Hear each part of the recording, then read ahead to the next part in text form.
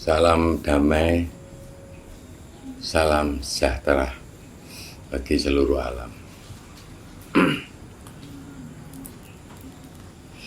Ketemu lagi dengan Cak Don, tukang pembaca biasa membaca pengalaman rohani orang. Kita meneruskan konten yang kemarin tentang Dewa Dewi.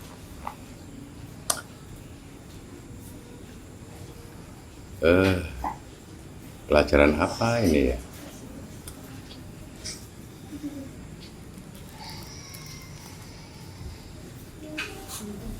Ya, bahagia bagi teman-teman yang mencoba menganalisa aneka alam-alam Tuhan. Di sini ada alam dewa. Ternyata ada juga alam dewa. Kita lanjutkan yang kemarin, judul pendamping para dewa.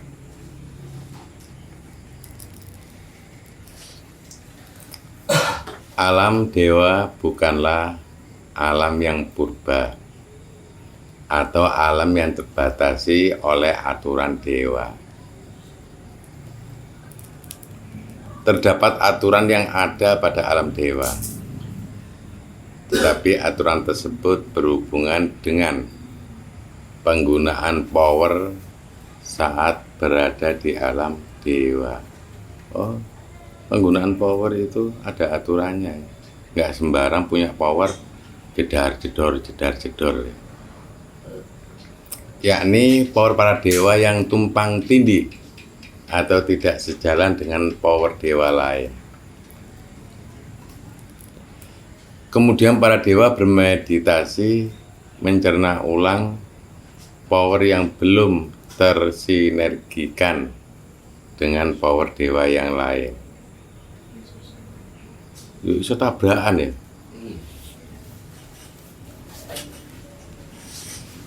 Alam dewa juga pernah mengalami sebuah peperangan. Alam dewa juga pernah mengalami sebuah peperangan. Peperangan yang terjadi di alam dewa tidak boleh dilakukan kecuali untuk memperkuat power yang sudah tersirkulasi dalam diri dan tidak berwenang untuk mencelakai dewa yang lain. Dewa Indra barang itu ya. Wes, dewa yang mentang-mentang.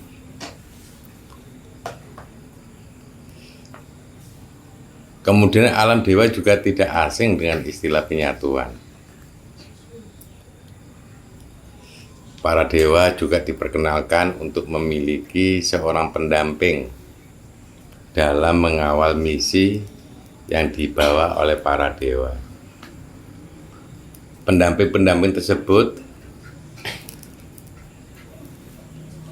diambilkan dari berbagai macam sumber atau bahan.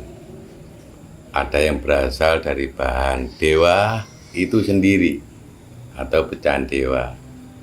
Ada juga yang berasal dari tempat yang berbeda atau selain alam dewa. Kayak 3 dewa kemarin kan diambil dari ide alam, dari perjalanan alam semesta, dari pengarah alam. Dijadikan satu bahan, dimasukkan ke ke dewa ya. Jadi enggak ada dewa murni. Oh, saya baru ingat dulu itu ada teman saya.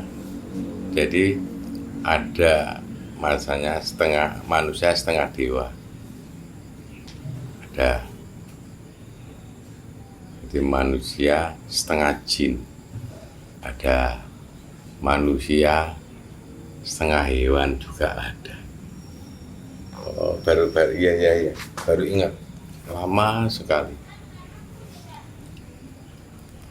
Ada manusia murni, makanya ada dewa murni.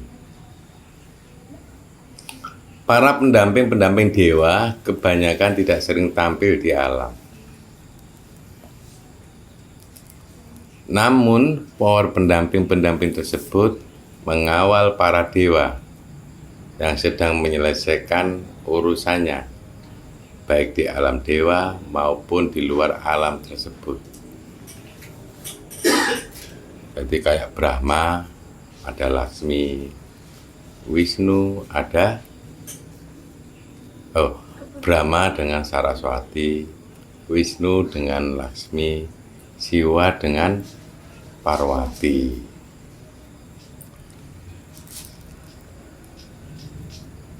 Kayak cerita di pewayangan, ternyata memang ada. Dari Pak Dalang itu yang ngerti mesti nih di alam dewa itu. Atau dia ngambilnya dari buku. Kayak alam dewa kayak cerita turun-temurun. Sama sih agama kan juga cerita turun-temurun.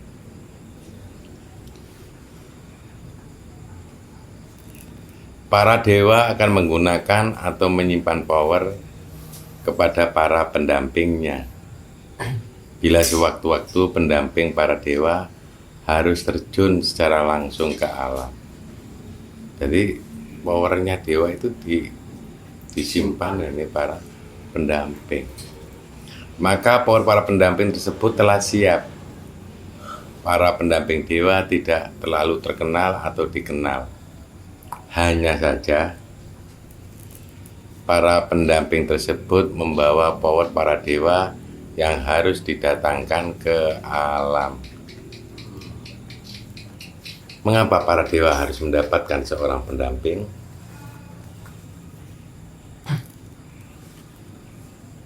Para dewa sebenarnya tidak membutuhkan seorang pendamping.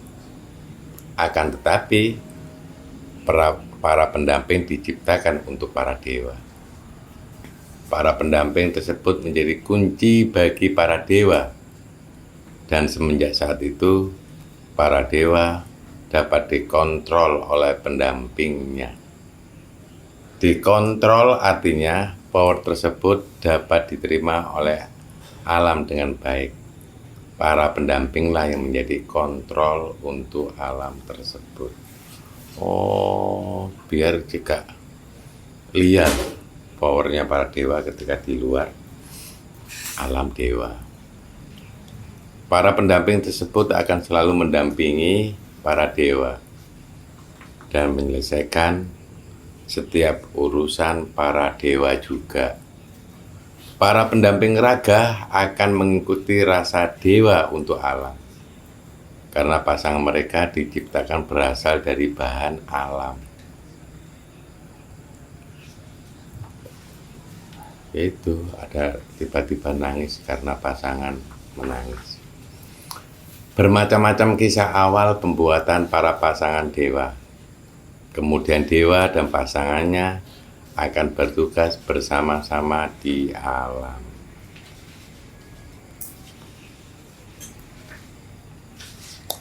Ilmu apa ini? Ya sudah dibaca aja. Wawasan macam apa? Ya dibaca aja. Biar kita ini juga tahu. Aduh, seger ya Pak. Seger enak. Seger.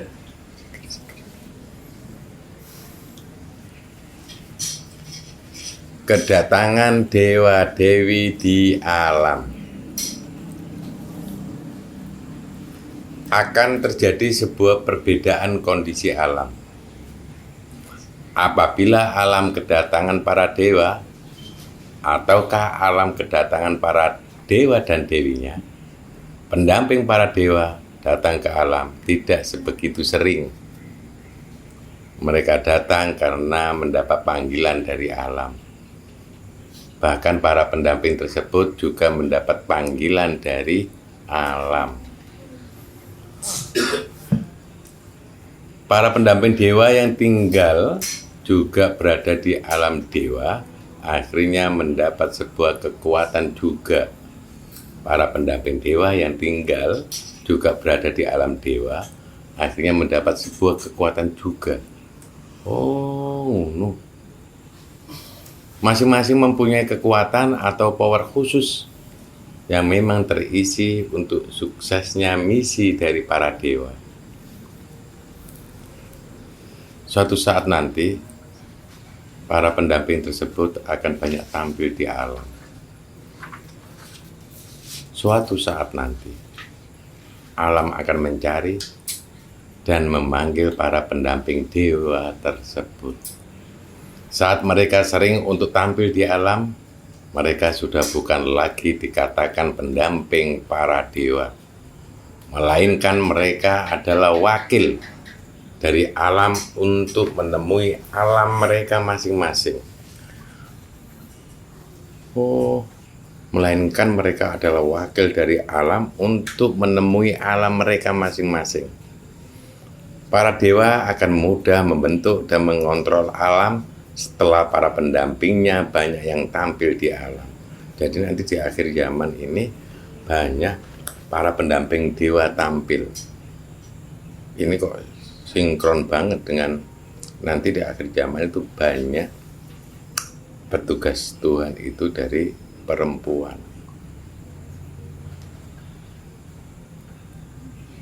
Dulu nabi-nabinya banyak laki-laki, tapi di akhir zaman banyak dari kalangan perempuan. Begitu juga di akhir zaman memang ketepatan ada satu informasi para dewa-dewi turun.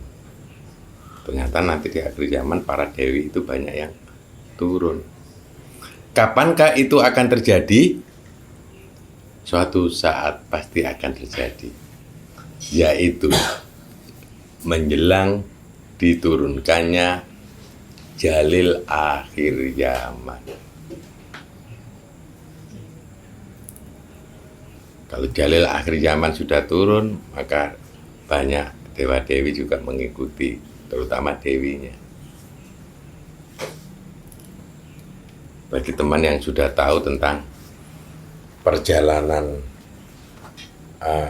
Al-Ghaid, ya agak lumayan heran kenapa yang beragama Islam malah nanti ditempeli atau dititipi dewa-dewi. Berarti ada kemampuan dewa suatu saat nanti, ada kemampuan dewi suatu saat nanti yang ditempelkan kepada seorang manusia, menjadi manusia setengah dewa, manusia setengah dewi. Istilah demikian sebenarnya telah dipersiapkan oleh masa yang ada pada alam dewa. Jadi masa ini mempersiapkan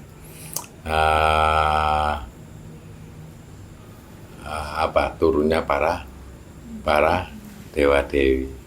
Tetapi mereka belum mengetahui terhadap rencana kembalinya mereka ke akhir zaman.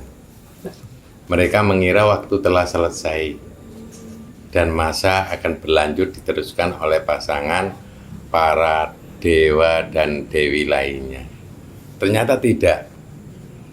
Alam dewa bisa menjadi terselamatkan manakala mereka berkumpul di akhir zaman dan menempati ulang berada pada raga manusia. Oh, kalau nggak turun berarti alam itu nggak selamat, Pak. Iya, N.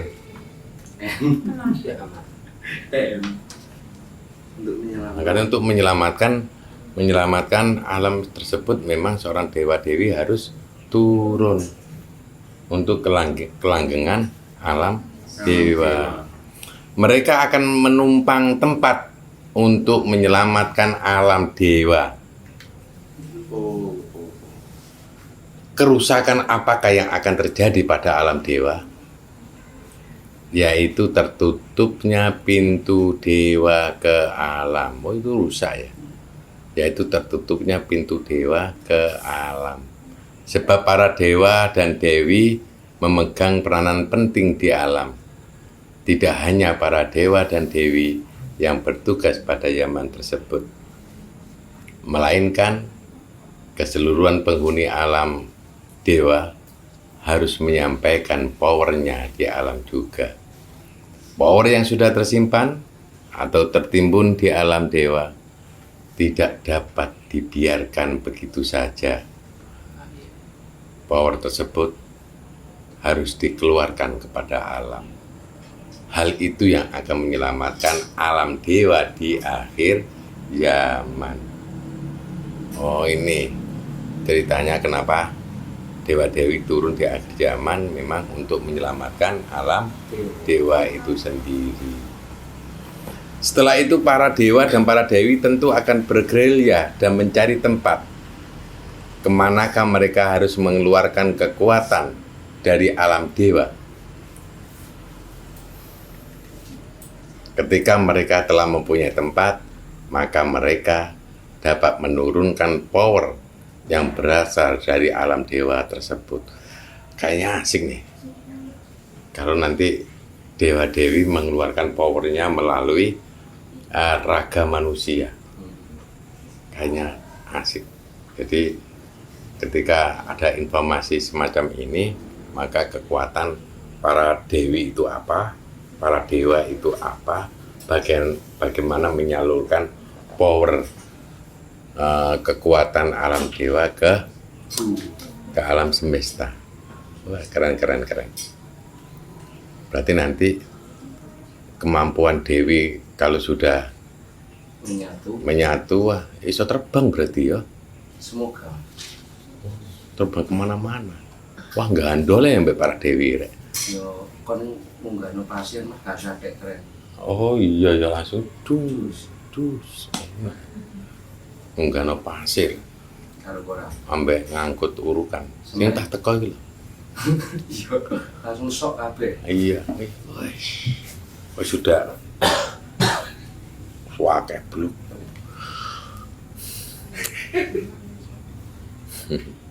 Daniel, kapan itu? Oh, bagaimana cara dewi menyatu dengan tempat atau raga di raga manusia? Itulah informasi yang disampaikan kepada para dewa agar mereka segera bergabung dalam sebuah misi yang diselenggarakan di akhir zaman tersebut. Memang di akhir zaman ini Tuhan merekrut dari aneka bangsa lain, aneka alam lain untuk bergabung dalam misi akhir zaman. Wah, keren. Koncomu besok-besok dewa dewi. Para dewa ada yang mempelajari tentang akhir zaman. Ada juga yang masih mencari tahu mengapa mereka harus turun dan mencari tempat di akhir zaman tersebut. Di akhir zaman, para dewa akan ikut memecahkan atau membuka misi yang sedang berjalan di alam. Sebab mereka mempunyai atau menyimpan power, juga para pendampingnya yang dapat memperjalankan misi Tuhan yang telah disiapkan di akhir zaman. Para dewa dan pendampingnya akan memasuki rencana misi akhir zaman.